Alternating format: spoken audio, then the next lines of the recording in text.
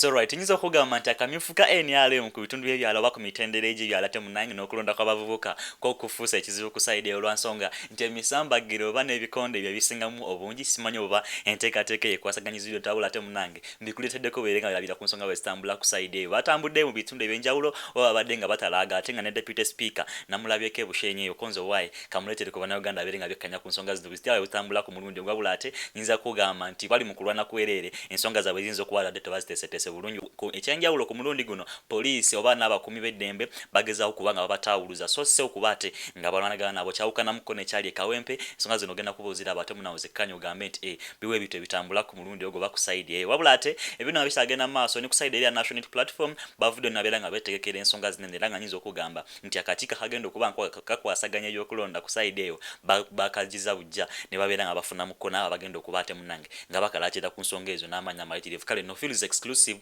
kosa ensonga zino sema songa nola biki ebitambula mu ala Uganda sesomba ntuse ale munnange kusosotolera ensonga otegera biki ebyatambudde ku sayidi eyo tasobodde kubanga obeera fa abatoka ntubeera ntukulentera ensonga niyo comfort zone nawo osinzira okubanga okakala by'emirimu gyo kale nonyiza kugamba nti video soko jimpele like ebenge etambule dabulu mategere kubaka bwenkuletedde na biki ebitambula mu ngala Uganda oboji wadde like etambule dada banga jwadde amafuta kya munnange buli omu ategera ku nsonga nga bwe ziri mu gwanga latu kale no sagala kuba nkulisa abula ate sheka kilafude mu musale nnyo mu kubanga janjabo obulamu bakusomera duwa kitabo kitukuvu kulanyi kyakwesa obulamu ne buba nga buddamu nteeko wabula ate namba esimu collect screen so okuba mu contactingako nabeera nkutereeza bulungi bonobeera talatibu muzooli sana kale no sagala kuba nkulisa negala nkujira obubaka buno ale munango labe ekikonde we kyanyose ku side eyo eya NRM abo banga kubanga bali mu kamyufu kaabwe ke bagenda okubanga basinziirako bafuna abagenda okuba ate munnange nga bakiikirira ku mitendera egy'ebi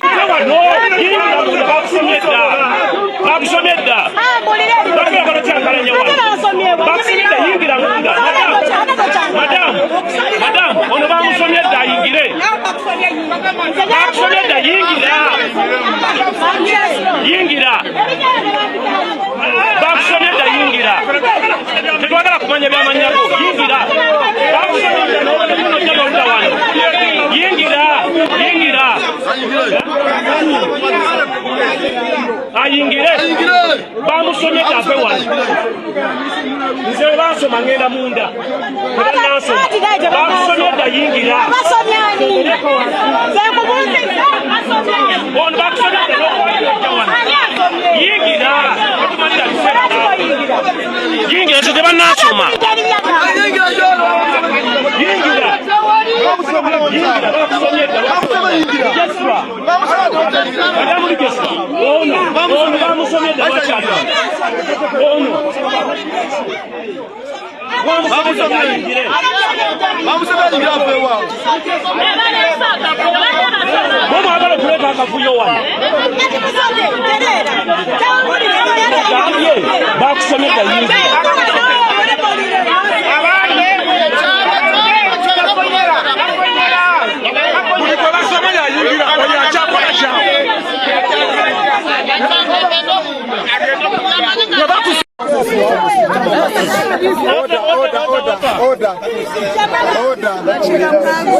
Ati ekibazo kukora akazuruza kemereza kumara shahidi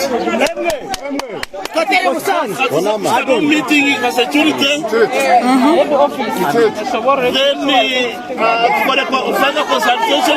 alright oberabiddeko nga order yo efuse order abalinga bali mu koota wabula ate kugezaho kukakanya bujagalalo lwansonga nti abatuze bo babadde basinza ddala abaze okuteeka oba baze n'enteekateeka eyo amaanyi kwegamba byabadde byanjawulo muko nga tebiri settled mu mbeera nti okulwana nako kwabaddeko amaanyi ebyo nga bikyagenda maaso bo ab'ebushenyi basazeewo okulonda na mutamiivu wabula ate kazuga nkulaye ku nsonga zinene ogenda kuba wekanya ogenda kuba wewunya butyayo byatambuziddwa olwansonga nti ate bwe basalawo okuba nga beekolera kiviirisa bo bwennyini ng'abantu simanyi omutamiivu aba bagenda batuuzaawo wabula ate bayinza okuba bamulabyemuko obusobozi kale no sokolaba ensonga zinene ate munawe gye tuyongereko naga leero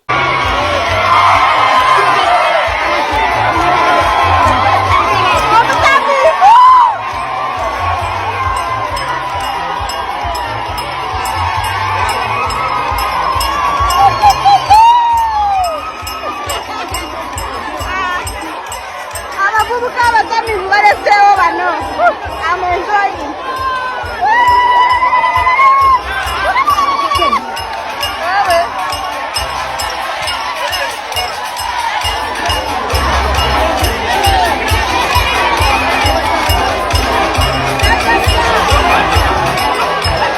ensonga ezo zirabe bulungi ozekkanyiza zitatambula ku side eyo ng'ate abatuuze basalawo okukola ekyo kye baagala oba gwe balabyemu obusobozi gwe bali mu kuwa akalulu kaabwe nga n'ekikonde okirabyeko engeri gye kiri mu kunyokamu wabula nga nakugambye nti ekyenjawulo ekiri ku mulundi guno oba ekiri ku side eno poliisi oba n'abakuumaddembe bali mu kugezaako okukakanya obujagalalo ng'abantu ba bulijjo tisi bwe bali mu kulwana nabo wabula ate nga bwe kyali ekawempe kyawukanamuko ddala lwa nsonga nti poliisi yalona n'abantu ba bulijjo ate ng'abantu ba bulijjo bagezaako kuba nga bakakanya obujagalalo nga bwe mwabiraba wabula ate ku mulundi guno byawukanyemuko bwe bityo kale nno ensonga ezo nga zikyagenda mu maaso bannaddiini bavuddeyo nabeera nga bakalaatira ku nsonga y'okuba nga balabula gavumenti eri mu buyinza ne bagigamba nti beera nga weesonyiwa ebintu by'okola ebyambyo ne bisobola okuba ate munnaye nga bikulabisa bubi oba ne bittattanya ekifaananyi ekyo mu bantu ba bulijjo kale nno njagala nsooka nkugirawo Pastor Jeremiah ono olabe engeri gy'awanda omuliro oba gy'awanze omuliro nga gwolekeza His Excellency General Yoweri Kaguta Museveni atwala eggwanga lino maaso tamutidde namu yadde.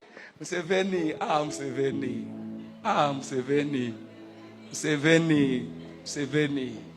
Why don't you rest? Why do you want your grey hair to go into the grave in shame? Why, Museveni? You have ruled so long. Leave. Please leave. You have 72 hours to release the children you have abducted, or God will set his hand on your own children. 72 hours. 72 hours. Release the children you have abducted, or God will set his hand on your own children. Weeping is going on in other people's houses. Your house is laughing. Weeping is coming to your own house. 72 hours. You can take all the people you want. And this year, 2025, God is going to have mercy. You stole money and you stole their votes. And you fraudulently became the president. You did not win. You didn't win. You took advantage of the needs of the church and you compromised the church with the stolen money. You took advantage of the men of God, their needs, their weaknesses, and you defiled the church. You defiled the altar of God. You defiled the house of God. God will not forgive you for this. You went everywhere on car rooftops saying, Bwana Yesu asifiwe, Bwana Yesu asifiwe, Bwana Yesu asifiwe. You are a devil disguised in sheep clothing, and you know it. I told you the other time, the spirit of rejection was released upon you. I said the other time, may God turn your wisdom into your foolishness. From that time, there is nothing you have done. All of it is foolishness, and that will continue. The spirit of confusion and strife is released upon you and your government, your kitchen cabinet, even your family. There will be no agreement between you and your wife and your children. It will not be there. It will not be there. You cannot drag God's name in. Alright, omwelabiddeko Pastor Jeremiah ensonga ezo nga zikotteka nabwala agezaako okubanga alabula omukulu General Yoweri Kaguta Museveni nga bamuyise erinnya bigambo bibadde biwanvu munnyo sagala kuba ate ensonga ezo nga nzikuddiramu nga bwegwadde nga ate ozekkanya munnanga awula ate nga bwe nakugambye nti ne ku side eri ya National Unity Platform bali mu kuba nga bagezaako kuba nga beetegekerera embeera enegenda okuba nga eddako eyo kalulu protest vote ate nga kyekyenjawulo ekiri ku side eyo kale nno nyinza okugamba nti bawanda muli omwereero kulu waiswa mufumbiro omwogezi w'ekibiina ekya National Unity Platform bw'avudde n'abeera nga asinkana omukulu Anderson Bubrara ate munayinza kugamba nti amuwadde essomo oba amuyigiriza ebyenjawulo ebitambula ku side eri ya National Platform era n'amulabula omumanyi bulungi nnyo bw'aba atuuse ensonga zino abawanda muliro kale nno kansuke mukugirewo ate munaakunyonyola ebiki ebitambula ku side ya National Platform nga bwali omwogezi agenda kugamba byonna osooka olaba ensonga bwe zitambula ku mulundi olwaleero otugamba tonzizeemu mbulirayo ekintu kimu ate kati ekyo tekiba kirungi nga tekiriiwo ekirungi kyonna kiteekwa okubawo ekibi ekirungi ekiriwo gye tulireetengako. For you have the army. We are not fighting against NRA. NRM Mugabe Waganda. We are fighting against NRA. So Egal is your army. We are not. Don't ask me whether it is our army. And an army is also acceptable as long as it is not. What? You are not allowed to create an army. There is an army of bees. There is an army of different people. The word army is collection. No, that arrogance you speak. You have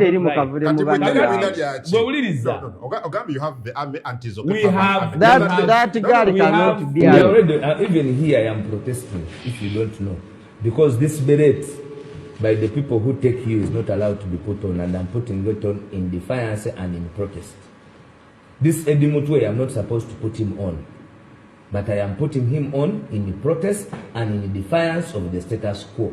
tewali wagenda kutaba na Uganda nga tewali babidifyinga. We are not aggressive as yet, we are assertive. Ebyo bigambo nabo byanjawulo nayagadde ekyo kukireeta. We are very assertive, tetunaba kubeera, we are not violent.